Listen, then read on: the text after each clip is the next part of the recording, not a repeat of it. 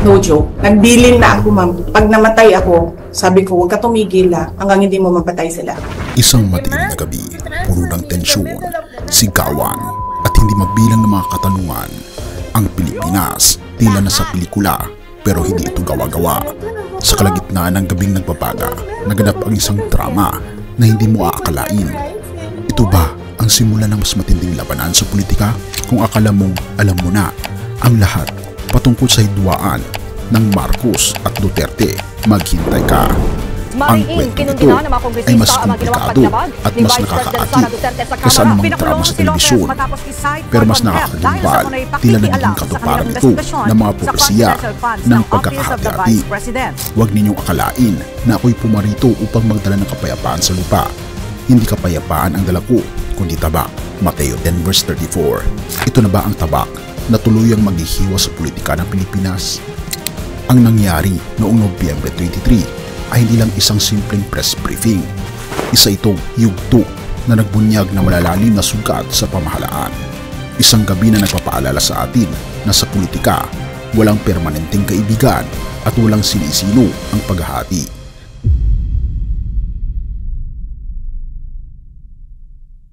Nagsimula ang lahat nang magpatawag ng midnight press briefing ang Office of the Vice President. Si Zuleika Lopez, Chief of Staff ng OVP, ay nakaharap sa kamera. Mula sa kanyang detention facility, ang kanyang paligid ay madilim, tila simbolo ng sitwasyong kanyang kinalalagyan. Hawak ng takot at galit, sinabi niya, siya ay pilit inililipat ng House Committee sa Women's Correctional Facility kahit walang abogado sa kanyang tabi. Ang kanyang boses ay nanginginig sa bawat salita. Wala ng batas sa bansang ito, wika niya, habang inilahad kung paano di umano'y pinasok ng 9 na katao ang kanyang kwarto. Sinumukang kunin siya ng walang tamang proseso. Sinabi niyang tinanggalan pa siya at ang kanyang assistant ng cellphone. Parang eksena sa isang kwento ng diktatorya. Hindi ba? Ngunit ang tanong, sino ang nasa likod ng kautosang ito? Sino ang nakinabang sa ganitong paggigipit? Sa ganitong kaguluhan, naalala ko ang sinasabi ng Biblia sa Mateo 12 verse 25. Ang bawat kaharian na nahahati laban sa kanyang sarili ay mawawasak at ang bawat lungsod o sambahayan na nahahati laban sa kanyang sarili ay hindi mananatili. Habang si Lopez ay nagpapaliwanag, bigla na lang lumitaw si Vice President Sara Duterte sa Zoom call. Ito ang sandaling nag-iba ang tono ng briefing. Si Duterte, kilala sa kanyang matapang at prangkang personalidad, ay hindi nakapagpigil sa kanyang galit. Isinaboses niya ang damdaming hindi niya naitago. Hindi niya nakaya. Nasasaktan siya at hindi ko papayagang ganito na lang ang mangyari, sambit niya habang si Lopez ay umiiyak sa background. At dito naganap ang hindi inaasahan. Sa kalagitnaan ng briefing, hindi lang si Lopez ang naglabas ng hinaing. Si Duterte ay nagbitaw ng salitang laban kay Pangulong Ferdinand Marcos Jr., sa unang ginang na si Lisa Araneta Marcos at kay House Speaker Martin Romualdez. Sa harap ng media, sinabi niya ang mga salitang hindi mo akalain na manggagaling sa isang vice-presidente. Sinungaling, sambit niya, tungkol sa Pangulo sabay patutsada sa pangakong 20 pesos kada kilo ng bigas na hindi natupad. Sinabi rin niyang si Romualdez ay kailanman hindi mananalo bilang Pangulo dahil walang boboto sa kanya. Ngunit ang nakagigimbal ay ang kanyang revelasyon. Sinabi ni Duterte na kung siya'y mapapatay, inutusan na niya ang isang asasin na tapusin ang buhay ng Pangulong Marcos at ni First Lady at ganoon din ni Romualdez. Ang ganitong pahayag ay parang eksena sa isang pelikula, ngunit ito ay tunay nangyari. Tila nagiging totoo ang sinasabi ng Biblia. Ang kapatid ay pinagkakanulo ang kanyang kapatid upang ipapatay at ang ama at ang mga anak ay maghihimagsik laban sa kanilang mga magulang at ipapatay sila. Mateo 10 verse 21. Habang tuloy-tuloy ang kanyang pagbatikos, si Lopez ay maririnig pa rin sa background, umiiyak at kalaunan ay nagsusuka. Sa gitna ng tensyon, tumayo si Duterte mula sa kanyang upuan at iniwan ang briefing upang humingi ng ambulansya. Sa oras na iyon, tila sumabog na ang natitirang manipis na benepisyo ng duda tungkol sa alyansa ng Duterte at Marcos. Ang kanilang relasyon na minsang inakala ng ilan na matatag ay nagpakita ng mga bitak, at kung totoo ang sinasabi ng propesiya na ang bawat kaharian na hati ay babagsak, ano ang mangyayari sa ating bansa. Hindi nagtatapos dito ang kwento. Nang magkalinawan, dinala si Lopez sa ospital matapos siyang magsuka at mawalan ng malay. Dinala muna siya sa Veterans Memorial Medical Center, ngunit kalaunan ay inilipat sa St. Luke's Medical Center sa Quezon City. Kasama siya ni Duterte habang ang kanyang kalusugan ay inaasikaso, ngunit kahit sa kalagitnaan ng pag-aalaga sa kanyang tauhan, ang mga salitang binitawan ni Duterte ay patuloy na nag-iwan ng tanong, may kapatawaran ba ang ganitong galit? O tuloy na bang magkakawatak-watak ang kanilang kampo? Ang tanong na dapat nating harapin, sino ang tunay na biktima?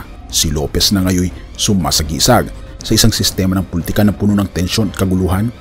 Si Duterte na tila hindi mapigilan ang kanyang damdamin? O tayo mismo na mga Pilipino na nanonood sa pagbagsak ng pagkakaisa ng ating liderato? O ang ating Pangulong Bongbong Marcos ba? Siya ba ang may sala? Ang gabing iyon ay pulo ng luha, sigawan at pagbabanta. Pero tandaan, ito pa lang ang simula ng mas malaking kwento. Tulad ng sinabi sa Biblia, at magkakaroon ng digmaan at mga lingaw-ngaw ng digmaan, ngunit ang wakas ay hindi pa darating. Mateo 24 verse 6. Ang tanong, ano ang susunod na kabanata sa teleserye ng politika ng Pilipinas? Sino ang makikinabang? Sino ang malulugi? Manatiling nakatutok sapagkat sa bansang ito ay puno ng drama. Ang tunay na laban ay hindi sa kamera, kundi sa aksyon na susunod. Ang tabak ay nakaamba. Sino ang tatamaan? Sino ang matitira? Sabay natin itong abangan.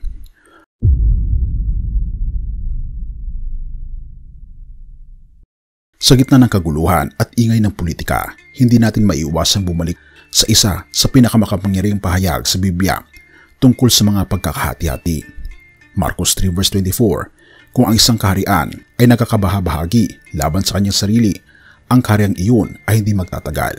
Ang eksenang naganap noong gabing iyon ay isang salamin ng realidad na madalas nating itinatanggi. Ang pagkakahati-hati ng pamahalaan ay hindi lamang isang isyu ng mga lider, kundi isang mas malawak na salaysay na nagdudulot ng epekto sa bawat Pilipino. Naisip mo ba kung paano tayo apektado ng ganitong labanan? Sa bawat insulto, bintang at pagbabanta, sino ang tunay na nagdurusa? Ikaw, tayong lahat. Mateo 15 verse 4. Sapagkat kung ang bulag ay papatnubayan ang bulag, kapos sila mahuhulog sa hukay. Hindi ba ito ang ating nararanasan ngayon? Ang mga lider na dapat sanang nangunguna sa pagkakaisa ay tila naliligaw, dala ng kanilang personal na agenda. Ngunit habang pinag-uusapan natin ito, nararamdaman mo ba na mas lalo kang hinihila papasok sa usapin? Hindi mo na mamalayan, pero habang iniisip mo kung saan hahanto ang lahat ng ito, naiintindihan mo na ang sitwasyong ito ay mas malaki kaysa sa inaakala mo.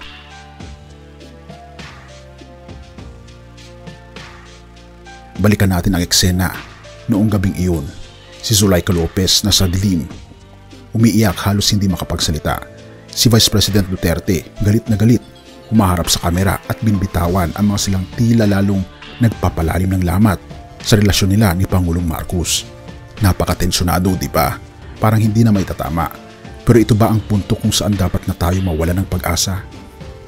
Hindi kailanman sinabi ng Biblia na ang pagkakahati-hati ay magtatapos ng madali. Ngunit ito rin ang paalala sa atin na kahit sa gitna ng kaguluhan ay may liwanag. Unang Korinto 14 verse 33. Sa kabila ng galit at akusasyon, posible pa bang magkaroon ng reconciliation? O mas pipiliin nilang magpatuloy sa ganitong labanan?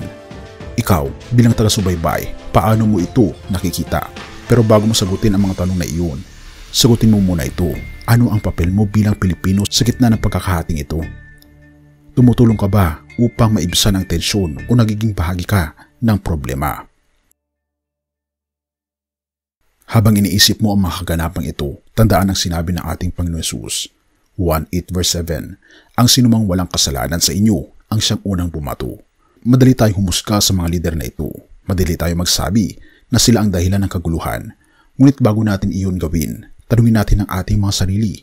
Paano tayo tumutulong sa pagkakaisa? Nagdarasal ba tayo para sa ating bayan? Gumagawa ba tayo ng paraan upang mas mapabuti ang ating komunidad? Marcos 9 verse 50, magkaroon kayo ng kapayapaan sa isa't isa. Ito ang paalala sa atin na kahit sa gitna ng kaguluhan, Ang solusyon ay nagsisimula sa bawat isa sa atin. Ang politika ay maaaring maghati, ngunit ang pananampalataya ay may kapangyarihang magbuklod. Pero bago mo isiping sapat na ang simpleng pananampalataya, alam mo may mas malalim pang tanong, ano ang magiging susunod na hakbang ng ating mga lider? Ang gabing iyon ay tila hudyat ng mas malaking pagbabago sa politika ng Pilipinas. Pero tandaan, ito pa lang ang simula. Ang mga sinabi, ang mga galaw, at ang mga desisyon nila ay bahagi lamang ng mas malaking kwento na unti-unti nating natutuklasan. Ang tanong ngayon, may pag-asa pa ba sa pagkakaisa? Ito ang tuluyang pagbagsak ng alyansa na dati inaakala nating matibay. Awit 46 verse 1, ang Diyos ang ating kanlungan at kalakasan, handang saklulo sa oras ng kagipitan. Habang tinutunghayan natin ang mga susunod na kabanata ng hidwang ito, tanungin ang ating mga sarili, ikaw, anong bahagi ang ginagampanan mo sa kwento ng bansang ito? Kung sa tingin mo tapos na ang kwento, nagkakamali ka. Sapagat ang tunay na labanan ay hindi pa nagsisimula. Abangan ang susunod na yugto, kung saan ang nakaraan, kasalukuyan at hinarap ay magtatagpo. At ikaw, nang hindi mo namamalayan, ay bahagi pala nito. Purihin ang ating Panginoong Diyos at tayo'y manalangin. Ama naming banal, makapangyarihan sa lahat, kami po'y nagkakaisa na nananalangin sapagkat ang aming pong bansa ay nasa gitna ng kaguluhan. Tulungan niyo po kami, Panginoon, na magkaisang manalangin, na magkaroon nawa, Panginoon, ng kapayapaan. Tulungan kami, Panginoon, na magkaroon ng kapayapaan ng aming pag-iisip. Maging ang aming mga lider, tulungan niyo po sila na magkaroon ng kapayapaan ng pag-iisip upang sa ganon ay magampanan nila ang kanilang mga tungkulin para sa aming bansa. Gabayin, Panginoon, ang mga tunay na biktima. Bigyan kami, Panginoon, ng nararapat na hustisya. At ganoon, Panginoon, bigyan kami, Panginoon, ng nararapat na pag-aalaga at aruga na kahit na hindi ito maibigay ng aming pong bansa, ay naniniwala kami na 100% ay tutugunan ninyo ang aming mga pangangailangan at proteksyon. Pinupuri po namin kayo at pinapasalamatan o aming Panginoong Diyos at patnubayan ang bawat pamilya ng bawat isa mula ngayon at magpakilanman, at patawarin po kami sa lahat ng aming pagkukulang at pagkakasala, at salamat sa pagdinig ng aming panalangin sapagkat ito ay sa hiling sa matamis na pangalan ng aming Panginoong Hesus. Amen.